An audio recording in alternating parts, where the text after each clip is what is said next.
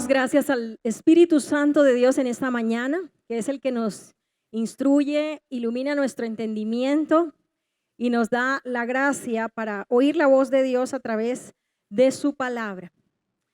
La confusión de estos días en el país evidencia varias cosas.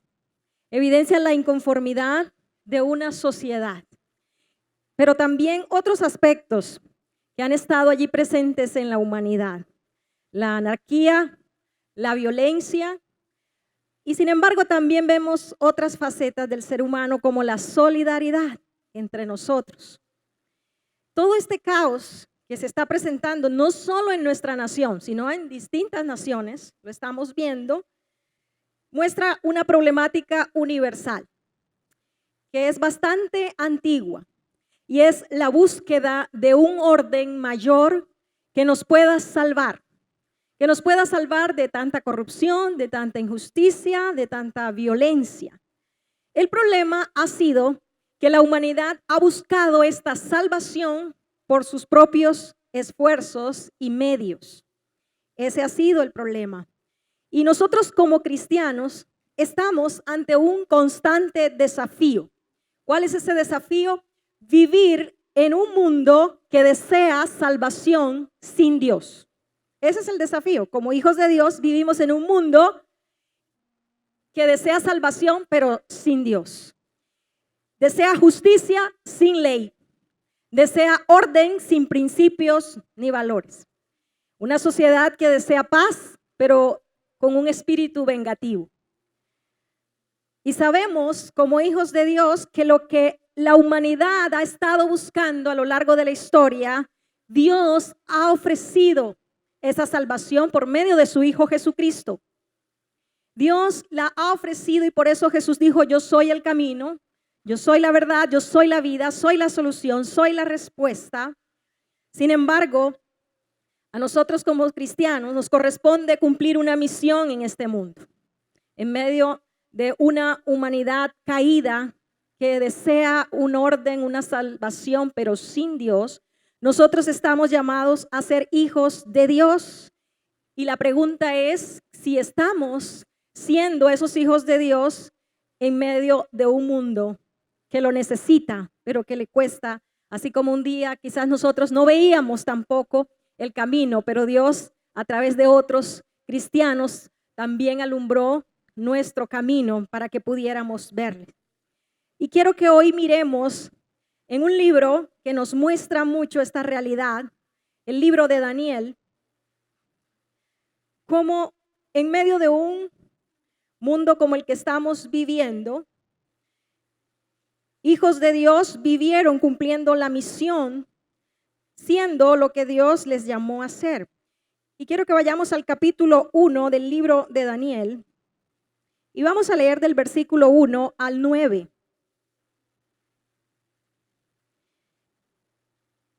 En el año tercero del reinado de Joacim, rey de Judá, vino Nabucodonosor, rey de Babilonia, a Jerusalén y la sitió. Y el Señor entregó en sus manos a Joacim, rey de Judá, y parte de los utensilios de la casa de Dios, y los trajo a tierra de Sinar, a la casa de su Dios, y colocó los utensilios en la casa del tesoro de su Dios. Y dijo el rey a Aspenaz, jefe de sus eunucos, que trajese de los hijos de Israel, del linaje real de los príncipes, muchachos en quienes no hubiese tacha alguna, de buen parecer, enseñados en toda sabiduría, sabios en ciencia y en buen entendimiento, e idóneos para estar en el palacio del rey, y que les enseñase las letras y la lengua de los caldeos. Y les señaló el rey ración para cada día de la provisión de la comida del rey y del vino que él bebía, y que los criase 3 años para que al fin de ellos se presentasen delante del rey.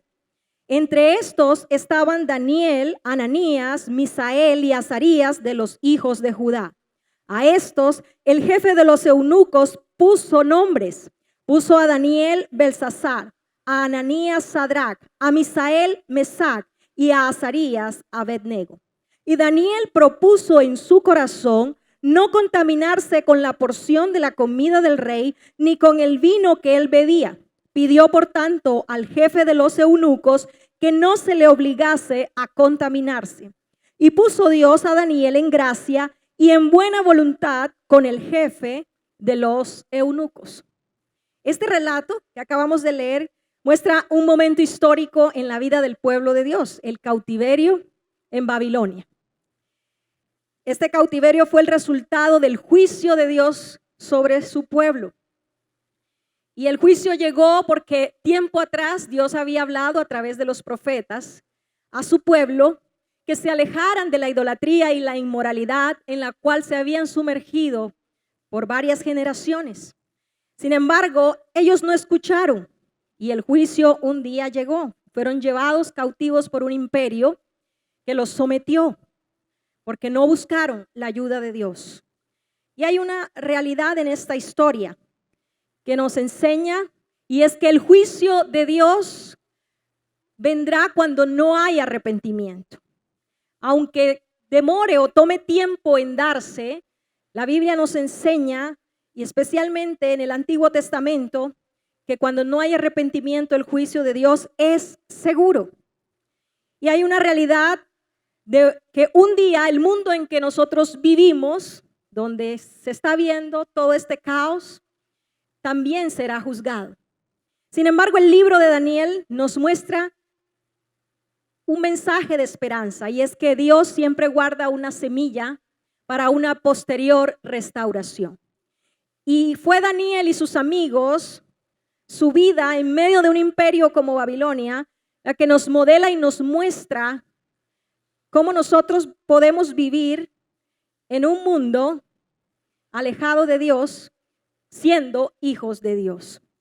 Daniel y sus amigos enfrentaron este desafío y los hijos de Dios nos vamos a enfrentar a ese constante desafío de que estamos viviendo y funcionando en nuestra humanidad en un mundo que desea salvación sin Dios, y nosotros tenemos que mostrar que Dios ofrece esa salvación y que fuera de Él no la van a encontrar. Así que en mañana quiero mostrarles aquí en este pasaje que hemos leído 3 de esos desafíos. El primero de ellos que enfrentó Daniel y sus amigos, y que seguramente nosotros también lo estamos enfrentando. El primer desafío es resistir el pensamiento opuesto a Dios. Estamos en un mundo donde hay un pensamiento en la humanidad caída que se opone a Dios desde el principio, desde que el ser humano cayó y se alejó de Dios. Y los primeros versículos de este pasaje nos muestran y nos dejan la evidencia de que había un gobierno que quería erradicar todo culto al Dios verdadero. Ese gobierno era Babilonia, es lo que nos menciona el pasaje, un imperio. Y aunque pareciera que hubo un triunfo allí en ese momento de la historia, como quizás uno cuando ve el panorama de hoy pudiera pensar que el mal está triunfando sobre el bien, quizás en este momento en la historia del pueblo de Dios, algunos lo vieron de esta manera, como habían sido llevados bajo el sometimiento de un imperio, creer que el mal estaba triunfando sobre el bien. Porque dice el pasaje que aún los utensilios de la casa de Dios, algo que era tan sagrado para los judíos, fueron llevados al templo de los dioses falsos de Babilonia. Y aunque esta fuera la apariencia, sin embargo, la Biblia y el mismo libro de Daniel nos muestra que todo estaba bajo el control del Dios, Señor y dueño del universo. Todo esto estaba en el plan de la historia, y esto debe darnos a nosotros una tranquilidad cuando estamos viendo un caos en lo político, en lo económico, en muchos países, de que Dios, nuestro Dios, el creador de todas las cosas, sigue siendo Señor sobre la historia y sigue teniendo el control sobre la historia de la humanidad. Y aunque permita situaciones a lo largo de la historia, Él está cumpliendo su propósito. Dios llevó en un tiempo de disciplina a su pueblo al cautiverio y ellos llegaron a ser hijos de Dios en una tierra extraña. Y esta historia nos habla también a nosotros que podemos ser instrumentos en las manos de Dios como lo fue Daniel y sus amigos en una tierra extraña. Nosotros como hijos de Dios ahora estamos en un peregrinaje. Y el Señor Jesús lo dijo, estamos en el mundo, pero no somos del mundo. Daniel había sido llevado por obligación, no era que él quería estar allí. Él fue llevado cautivo junto con otros. Así que él no podía hacer nada, él no intentó tampoco cambiar la situación, quizás guardaba la esperanza de que el que los hubieran llevado hubiese sido por un tiempo corto y que Dios iba a intervenir para llevarlos de nuevo a su tierra, pero al pasar el tiempo se dio cuenta que sencillamente iba a pasar mucho tiempo y posteriormente Dios le habla acerca de la restauración como nación muchos años después. Pero Daniel no intentó cambiar la condición o la situación del imperio. Él simplemente fue un hijo de Dios en una tierra extraña, que es la misma tarea que nos corresponde a nosotros. Ser hijos de Dios en una tierra que para nosotros ahora es extraña por una razón. Es un mundo y un sistema que se opone en la forma de pensar a los pensamientos de Dios plasmados en su palabra. Por eso vamos a encontrar que Babilonia no solamente aparece aquí en el libro de Daniel, sino que Dios permitió que quedara registrada a lo largo de toda la Biblia, desde Génesis hasta Apocalipsis. Y encontramos los orígenes en Génesis de Babilonia y encontramos el final y la destrucción que en el juicio final Dios establecerá sobre Babilonia. Que más que una ciudad literal es un sistema. Babilonia se nos presenta en la Biblia como un modelo que Dios dejó en la Biblia para que entendamos cómo se mueve y se desarrolla el sistema de pensamiento de una humanidad caída que simplemente quiere alejarse de Dios y rechazarlo. Así que vamos por un momento al libro de Génesis capítulo 10, versículo 9, para mostrar cómo fueron los orígenes de Babilonia, hablando como un sistema que desea controlar y desea someter el pensamiento de toda la humanidad. Dice la palabra, este fue vigoroso. Vamos a leer desde el 8. Y Cus engendró a Nimrod, quien llegó a ser el primer poderoso en la tierra. Este fue vigoroso cazador delante de Jehová, por lo cual se dice, así como Nimrod vigoroso cazador delante de Jehová. Y fue el comienzo de su reino Babel.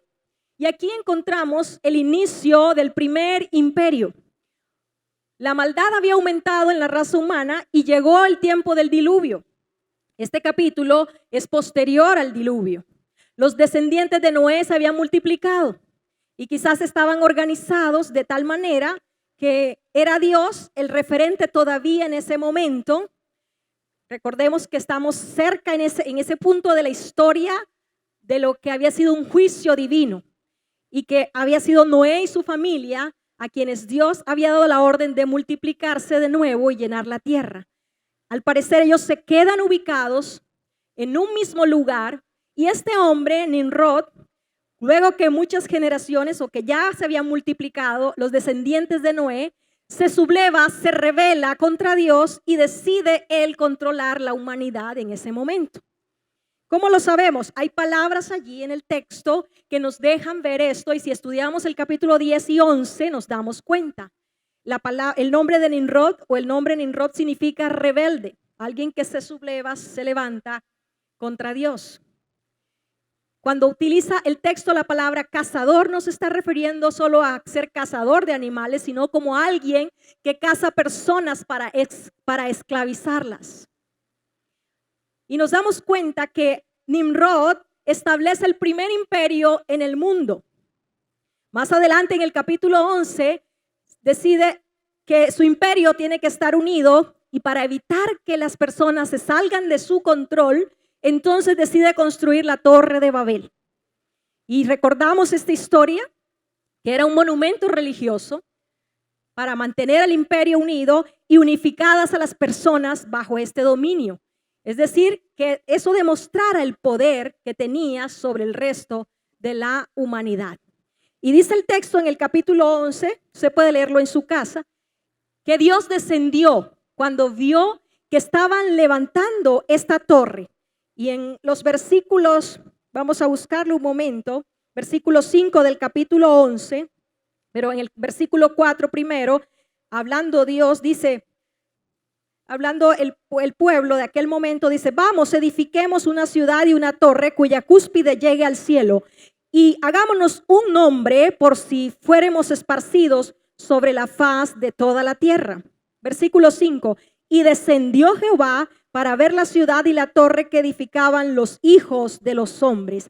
Y dijo Jehová, he aquí el pueblo es uno, y todos estos tienen un solo lenguaje y han comenzado la obra, y nada les hará desistir ahora de lo que han pensado hacer.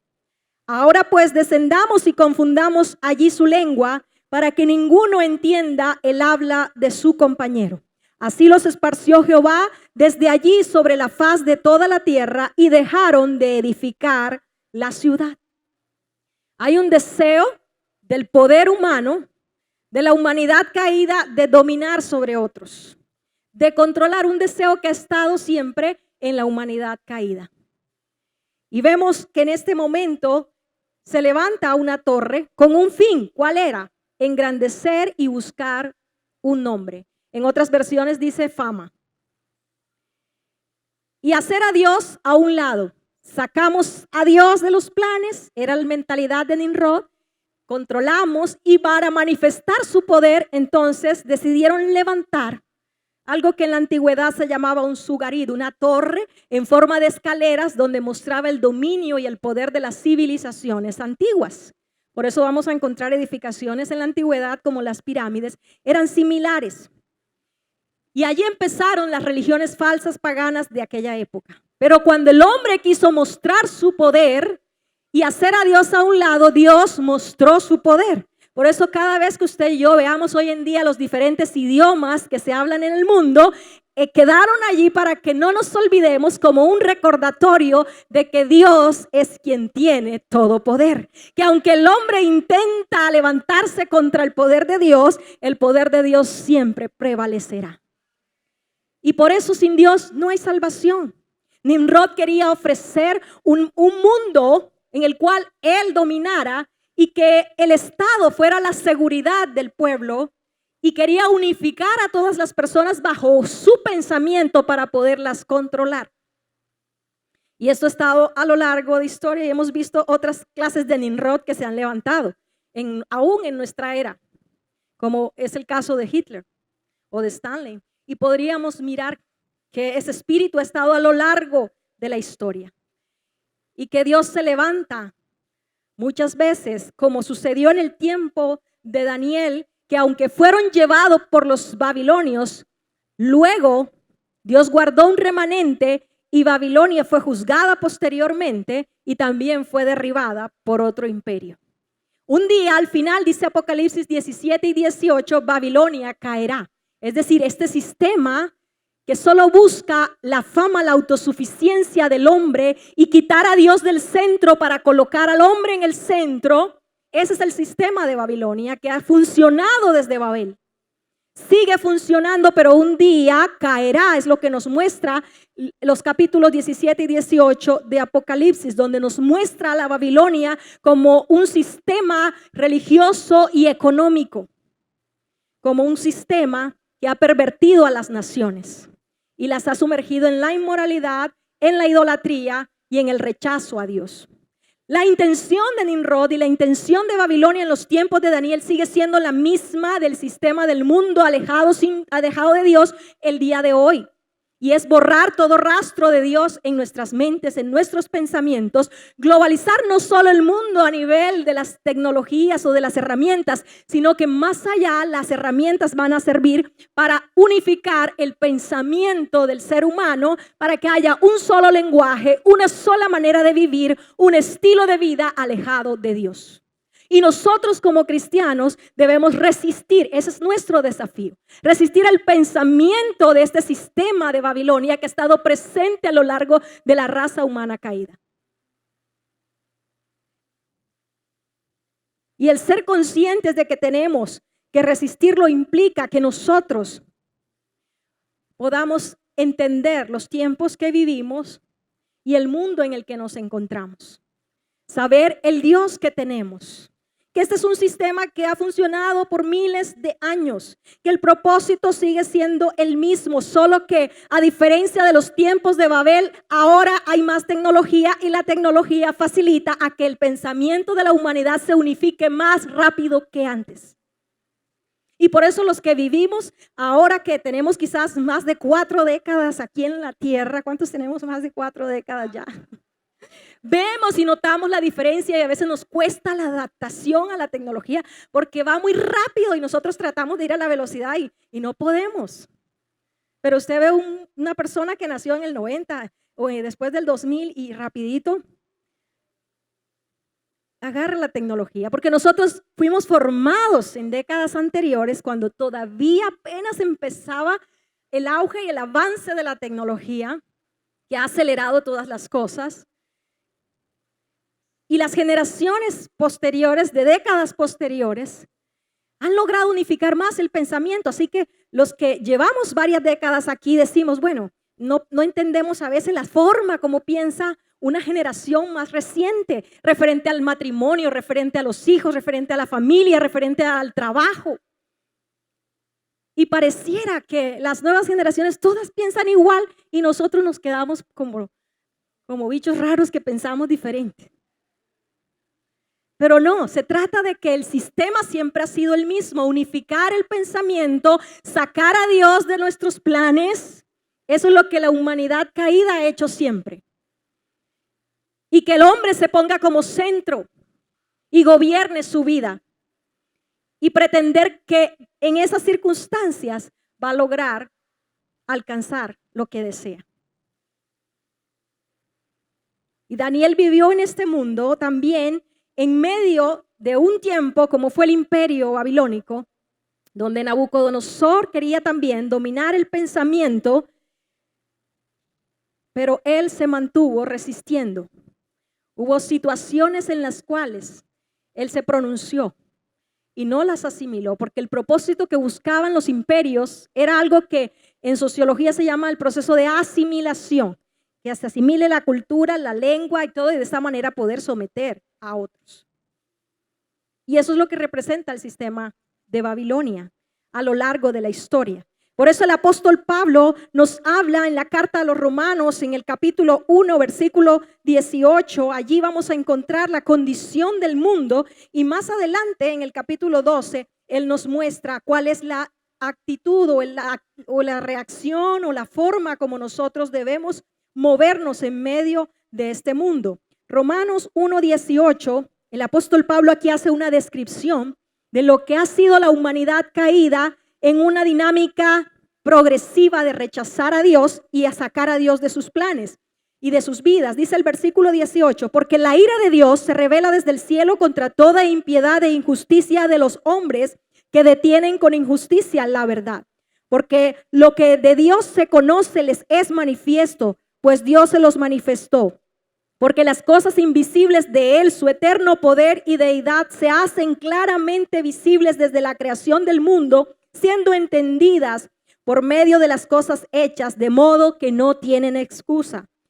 Pues habiendo conocido a Dios, no le glorificaron como a Dios, ni le dieron gracias, sino que se envanecieron en sus razonamientos y su necio corazón fue entenebrecido.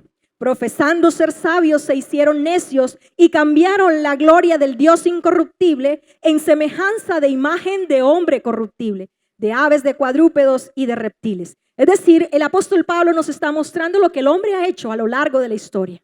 Hizo de la creación su Dios. Cuentan los historiadores que en las torres que han encontrado como altares de religiones antiguas, encuentran la superficie de las torres, una fragmentación de lo que es el cosmos y de las constelaciones, y esto nos muestra cómo la astrología estuvo desde el principio, donde hicieron del universo, de los planetas, de las constelaciones, divinidades o deidades. Y aparece el zodiaco allí, y el hombre llegó a creer que eran los planetas los que regían el destino de las personas. Aún todavía quien lee el horóscopo cree en eso.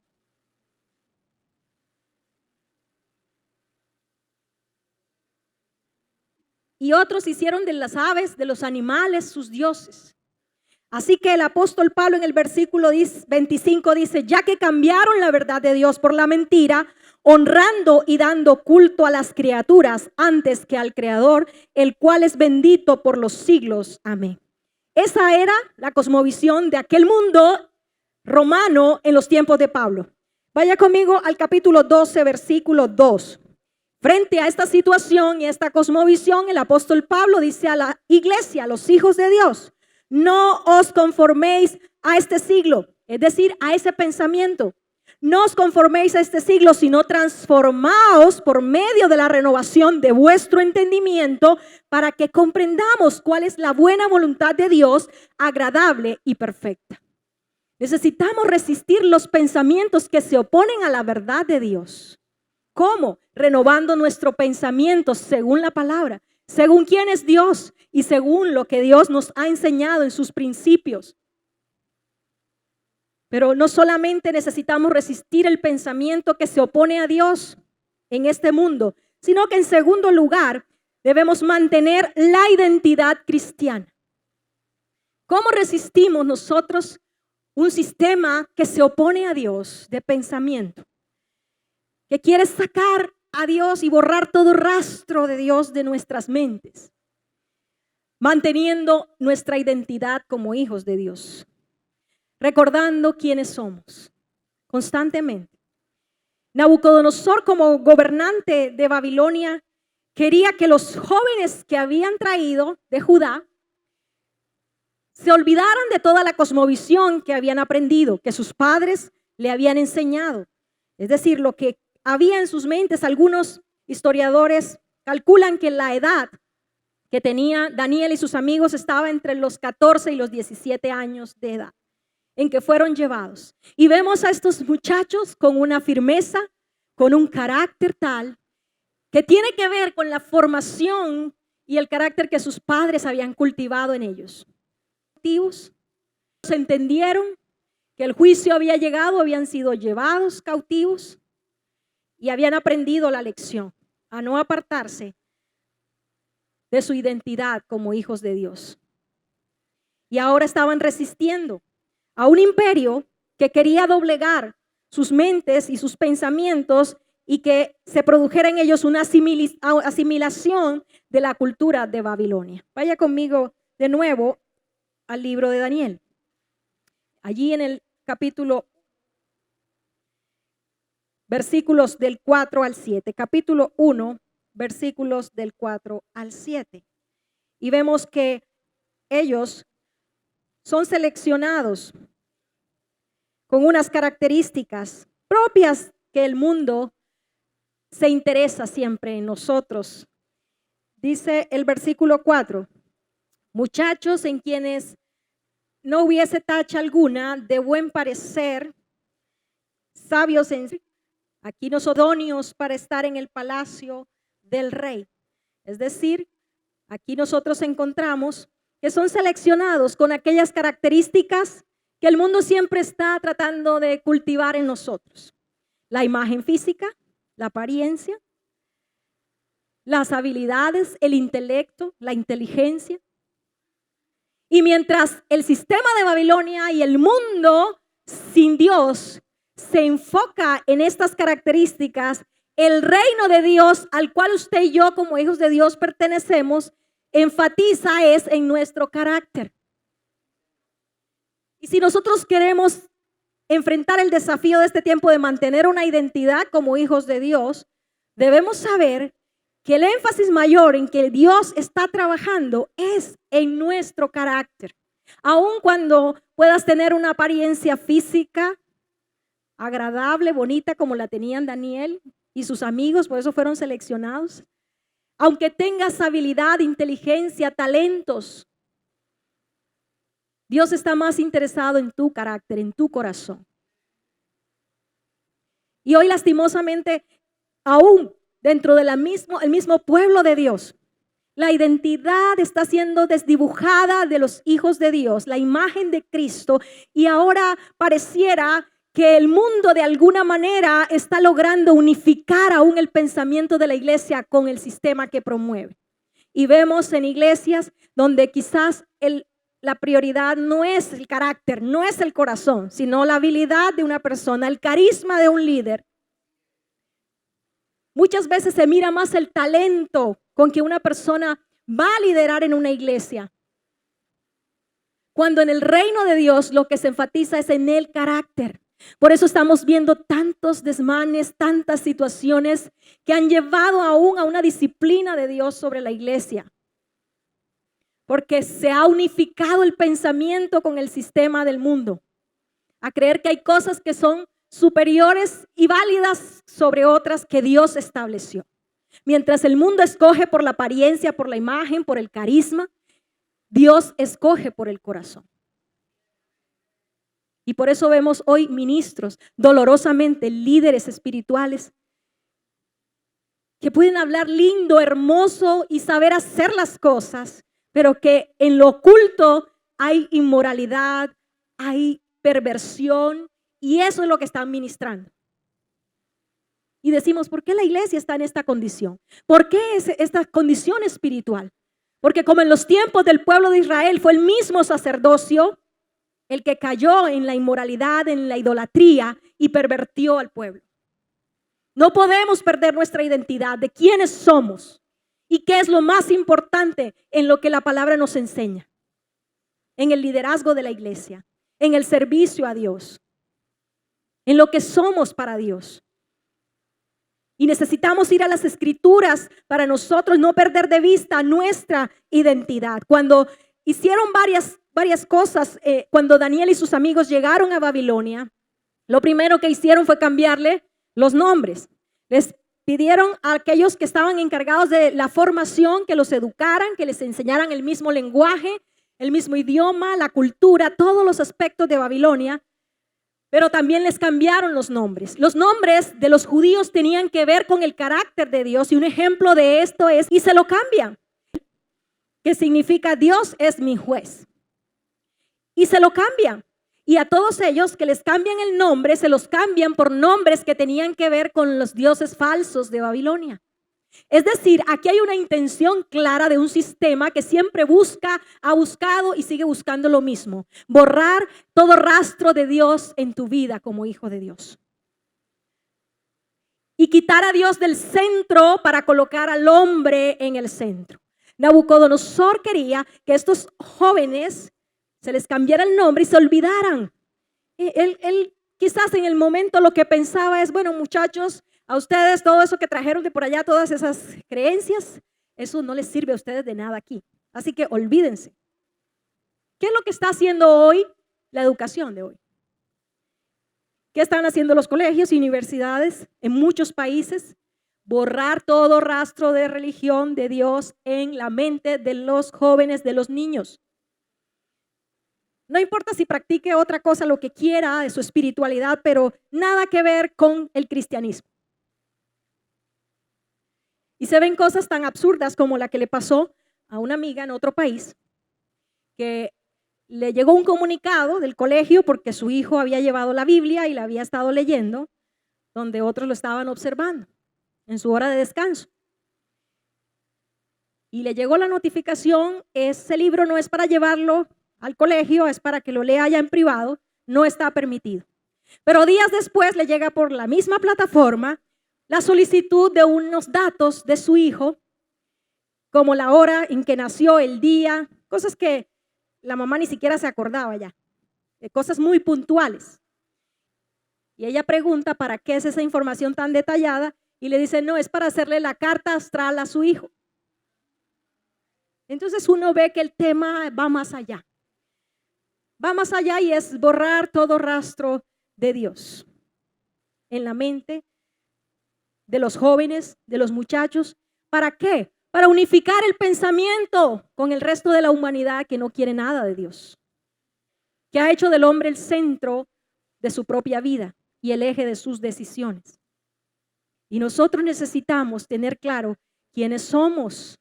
No podemos dejar. Y Daniel, igual, le cambiaron el nombre, pero él sabía quién seguía siendo y a lo largo del libro se sigue identificando como Daniel.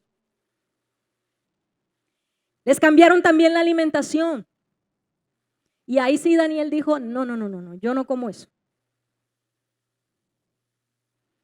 Porque la alimentación que venía de la mesa del rey tenía una connotación que implicaba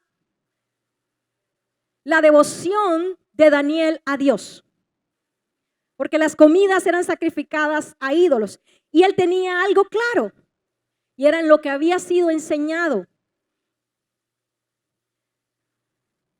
Que el comer de esa mesa lo contaminaría, afectaría en su vida de devoción a Dios, en sus convicciones. Y así que él propone otra cosa, emite su criterio, toma una decisión de no consumir lo que se comía en la mesa del rey. Eso tiene una connotación para nosotros.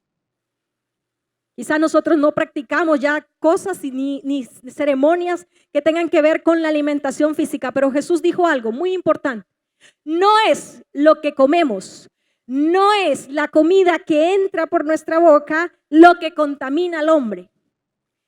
Es lo que sale del corazón del hombre. Y cuando la palabra nos habla de corazón, no está hablando de emociones. Esa palabra, tanto en el hebreo como en el griego, tiene una connotación de llevar más allá esta palabra y es el pensamiento o la mente. Es decir, todo lo que contamina es aquello que sale de pensamientos, de filosofías, de ideologías de una humanidad caída, de una humanidad que ha pervertido todas las cosas. Y si nosotros no tenemos cuidado con lo que comemos, eso va a afectar nuestra identidad. ¿Qué estamos comiendo? Ahora, ¿cómo entra a nuestra mente y a nuestros pensamientos aquello de lo cual nos alimentamos? En la mente. A través de los sentidos, especialmente de la vista, del tacto y de los oídos. Allí entra todo nuestro pensamiento. Y como hijos de Dios, debemos tener un criterio para decir, eso no lo como. Eso que me está proponiendo el mundo de hoy, no lo como, no lo ingiero, no me alimenta. Pero lastimosamente, vemos que hoy, frente a ese desafío de mantener una identidad, cristianos consumen todo lo que el mundo ofrece. Series, películas, y no estoy diciendo que no se pueda ver nada o que no puedas ver una película, no es. Hay que tener criterio como hijos de Dios. Evaluamos lo que oímos, evaluamos la música que escuchamos, evaluamos las películas que vemos, evaluamos a quién seguimos en las redes. ¿Cuáles son sus principios? ¿Cuáles son sus valores? ¿Realmente esas personas que seguimos se rigen por los principios de Dios o se oponen abiertamente a Dios y sin embargo los vemos y los seguimos? Por ahí hay un dicho que dice que somos lo que comemos, hablando de la alimentación. Pues creo que eso se aplica también en lo que pensamos. Porque lo que nosotros asimilamos en el pensamiento es lo que nos lleva a actuar. Y tenemos que ser identificados como hijos de Dios dentro de Babilonia o entre el pensamiento de los hijos de Dios y el pensamiento de Babilonia o de un sistema que vive sin Dios y alejado de Dios. Y el apóstol Pedro, hablando en el primer siglo, también bajo un imperio como fue el imperio romano, que buscaba también que la iglesia entrara en la dinámica del pensamiento de aquel imperio y por lo cual llegaron a haber persecuciones. Al punto que cuando vemos la vida de los apóstoles y todos ellos, murieron a causa de sus convicciones. Y no sé de dónde ha salido, bueno, sí sé de dónde ha salido, el pensamiento que se ha filtrado en la iglesia con relación al ministerio, con relación al liderazgo, de que no es más que el mismo pensamiento de Nimrod, buscar un nombre y engrandecerse. Y estamos viendo hoy dentro de la iglesia un concepto falso que ha entrado de que el ministro, el líder dentro de una iglesia tiene que tener éxito y tener un nombre. El nombre lo da Dios y el reconocimiento si Él quiere. Entonces vemos ministerios que tienen un reconocimiento y todos quieren ser como ese ministro. Puede que Dios con un propósito levantó a ese ministro durante cuántos años o décadas y ahora todos quieren hacer lo mismo, no para aprender, sino para tener también un nombre como lo tiene ese otro líder. Y estamos viendo dolorosamente líderes y ministros yéndose de iglesias frustrados porque no han alcanzado un nombre y una posición. Y uno dice, pero ¿dónde está esto? Mire, al apóstol Pablo murió decapitado. El apóstol Pedro murió crucificado. El apóstol Juan exiliado allá en una isla. ¿Dónde hemos sacado eso? Del pensamiento de Babel, de Nimrod y de Babilonia a lo largo de la historia que no hemos sabido resistir. Que Dios nos ayude. Porque esa naturaleza pecaminosa está allí. Y solo la palabra de Dios puede renovar nuestro pensamiento para no asimilar todo lo que el mundo dice y nos propone. Y por eso el apóstol Pedro en la primera carta, en el capítulo 3, en los versículos del 13 al 15, nos habla de que los cristianos no podemos perder la identidad por más que haya una presión social. Por medio que presione el imperio, el gobierno, no podemos perder nuestra identidad y debemos ser conocidos como personas santas y pacíficas. Es lo que nos dice allí en ese pasaje. Y ahora que estamos en medio de todo este mover y este caos político y bueno, de gobierno, guardemos nuestra identidad, lo que decía el pastor cuando oraba. Guardemos nuestra identidad de hijos de Dios. Como Daniel participó en la parte pública de su gobierno, del gobierno de Babilonia de aquel tiempo, pero él no se colocó allí a pelear con el gobierno ni a hacer nada más que ser un hijo de Dios. Y el apóstol Pedro, que está bajo un imperio como el romano, también le aconseja a la iglesia y les dice, ustedes deben ser pacíficos y deben ser conocidos como personas amables, no arrogantes, no vengativos. Pero lastimosamente la identidad en algunos cristianos se ha ido borrando, desdibujando la identidad cristiana. Y entonces vemos palabras a veces sutiles, a veces muy frontales, agrediendo a otras personas, agrediendo con palabras a las autoridades, diciendo palabras soeces y luego vamos a orar. Y uno queda así. O sea, ¿cuál es la identidad de esta persona? ¿La primera o la segunda? Y así lo pongas abreviado, porque ahora esa es la moda. Colocan groserías con 2 letricas. Para no decir la palabra, pero la estás diciendo en tu mente. Y como hijos de Dios nosotros tenemos que saber quiénes somos. En nuestro lenguaje, no puede ser que el lenguaje de hijos de Dios vaya a terminar unificado, no al de la escritura, sino al del sistema.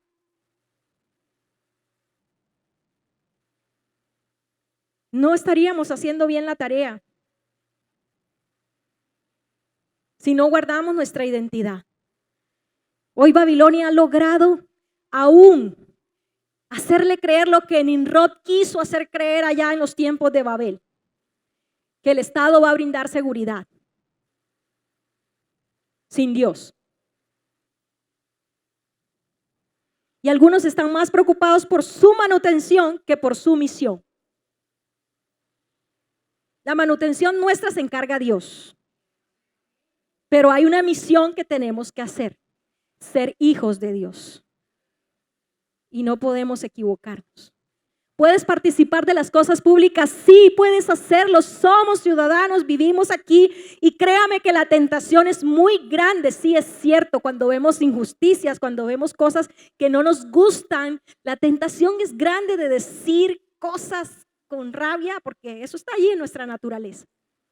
Pero mantener la identidad como hijos de Dios es dejar que el Espíritu Santo gobierne con su amor, con su paciencia y con la fe a que hay un mundo que será mejor y que un día veremos la restauración y el orden en nuestra sociedad. Pero cuando Dios regrese, cuando Cristo vuelva a la tierra a establecer su reino, antes los gobiernos y las naciones seguirán sintiéndose inseguros porque solo Dios puede dar la seguridad. Los gobiernos seguirán luchando unos por el poder y otros siempre porque han rechazado a Dios. Por eso usted cuando lee los capítulos finales, en el capítulo 17 y 18 del libro de Apocalipsis, va a encontrar allí que el juicio vendrá sobre la tierra, sobre aquellos que rechazaron a Dios, y el sistema de Babilonia caerá. Por eso expresa el apóstol Juan hablando, diciendo, oh Babilonia, has caído. Mientras tanto, los hijos de Dios debemos mantener nuestra identidad, como lo hizo Daniel. Y hubo un momento en que Daniel tuvo que hacer un alto y decir, no, esto no lo, pero nunca lo hizo ni con venganza, ni con arrogancia. Simplemente se humilló ante Dios. Y si hay algo que nosotros tenemos que hacer, es precisamente, aunque nos veamos tentados a reaccionar a la defensiva, es mostrar quiénes somos y quién ahora gobierna nuestras pasiones. Porque si es cierto que estas pasiones están allí, latentes, también es cierto que ahora el Espíritu de Dios gobierna nuestras pasiones. Y por eso Pablo dice que los que son guiados por el Espíritu Santo y se dejan controlar por el Espíritu Santo, cosecharán justicia. Pero aquellos que se dejan gobernar por su naturaleza pecaminosa terminarán en destrucción. Y necesitamos encontrar solo en Dios esa seguridad y saber que Él tiene el control de todo, de la historia, lo que está pasando y de lo que vendrá. Y lo tercero y último, el desafío que tenemos es defender nuestras convicciones. Debemos resistir el pensamiento que se opone a Dios, debemos mantener nuestra identidad y defender nuestras convicciones. Babilonia toleraba la religión de los pueblos que conquistaba. Esa era una modalidad de los imperios.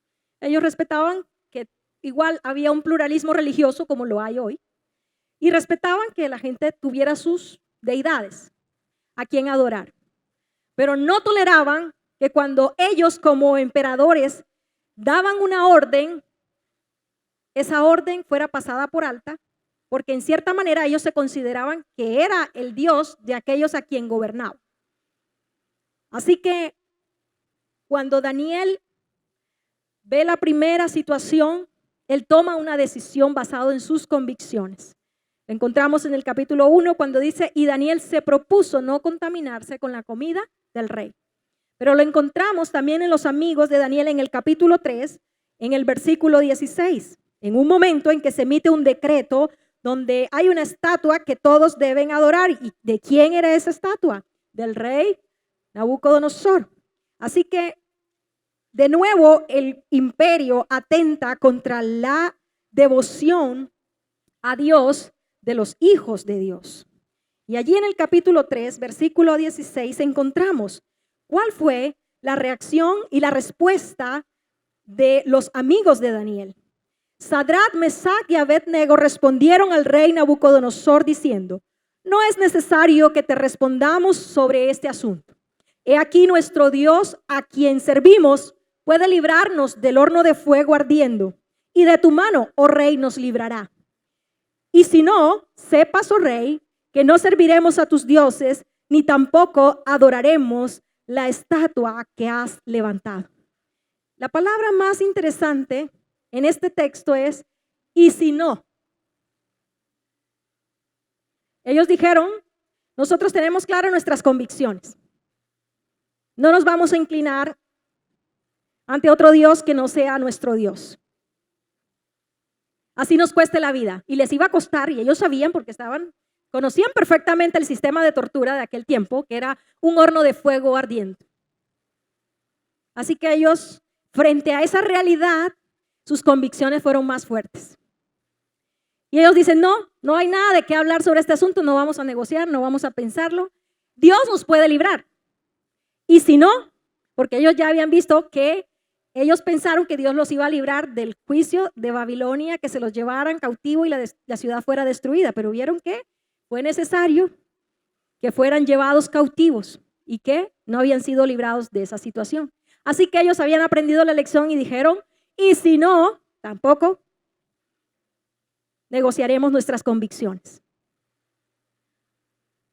ese es el punto, porque es fácil ser fiel y leal y ser hijos de Dios cuando somos librados de situaciones, cuando no estamos pasando por pruebas, cuando no pasamos por sufrimientos, pero cuando hay un rechazo, cuando no hay una aceptación, ¿qué es lo que se tiende a hacer? A unificarse. ¿Qué es lo que el mundo busca? Que tengamos religión no hay problema. El mundo no tiene problema con que tú tengas una religión o yo la tenga. El problema del mundo es con nuestras convicciones. Hoy se habla de una tolerancia religiosa que no es para nada nueva. Está desde los tiempos de los imperios antiguos. Pero el sistema sigue siendo el mismo. Cuando una convicción nos lleva a oponernos al pensamiento de otro sistema que no acepta lo de Dios, allí es cuando la gente se enoja. Allí es cuando nos volvemos incómodos para los amigos. Allí es cuando te vuelves incómodo para la sociedad en la cual estás. No cuando vas a una iglesia cada 8 días, pero sigues teniendo el pensamiento que todo el mundo tiene. El mismo lenguaje, no. La gente se siente contigo identificado porque estás unificado con su pensamiento. El problema está cuando aparecen nuestras convicciones y decimos, yo no como eso. El problema es cuando aparecen nuestras convicciones y decimos, yo no hablo así. Soy un hijo de Dios. Yo no participo de eso porque Dios no es para nada en eso glorificado. Yo no participo de eso porque Dios no se agrada en eso. Cuando tenemos convicciones, no religión, entonces nos volvemos incómodos. Y necesitamos entender que debemos tener convicciones en todas las esferas de nuestra vida. Hemos sido llamados a esta tierra a ser sal y a ser luz. A ser luz donde hay oscuridad. A ser sal donde cada vez hay más corrupción de los valores y de todo en la sociedad. La sal preserva. Por eso no podemos caer en la globalización del pensamiento que hoy se promueve. Por eso necesitamos conocer las Escrituras para discernir y tener un criterio. Por eso el Espíritu de Dios ha venido a morar en nosotros para darnos discernimiento, para tener un criterio como hijos de Dios frente a lo que hacemos o no hacemos, para presentar defensa de nuestra fe con mansedumbre, como dice el apóstol Pedro. No con arrogancia ni a la defensiva, sino con mansedumbre. Pero para hacer defensa de nuestra fe necesitamos conocer cuáles son nuestras convicciones, cuáles son nuestros principios que Dios ya ha trazado en su palabra. Y vivir y caminar conforme a ellos. No conforme a la voluntad del mundo ni al pensamiento de un sistema que está opuesto claramente a Dios. Y en este mundo, en esta sociedad donde hay tanta carencia de valores morales, nosotros como padres necesitamos convicciones para poder instruir a nuestros hijos y enseñarles principios y valores morales, sin temor alguno. Desde la casa, nosotros necesitamos inculcarle moralidad a nuestros hijos. En medio de un pluralismo y de tantas religiones que se mueven hoy, nosotros debemos caracterizarnos por saber que predicamos la verdad. ¿Y quién es la verdad? Jesucristo. Él lo dijo, soy la verdad, soy el camino, soy la vida. No hay discusión con eso. ¿Lo crees? Eso es tener convicciones.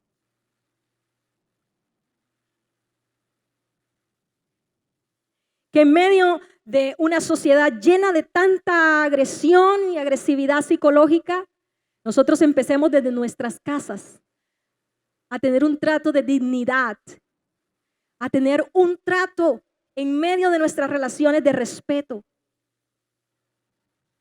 Queremos que otros nos respeten, queremos que respeten a nuestros hijos afuera, pero nosotros, ¿cómo están nuestras relaciones? Desde el interior de nuestras relaciones personales, con tu pareja, con tus hijos. por una razón. Porque fuimos puestos en este mundo como hijos de Dios, así como Daniel fue llevado a una tierra extraña, a un pensamiento que se oponía a Dios. Estamos en un sistema igual.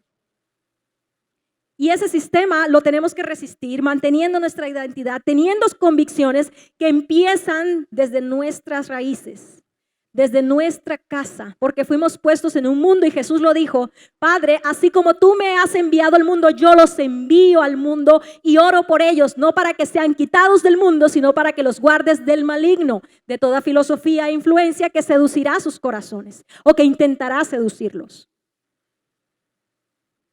Es decir, estamos aquí con una misión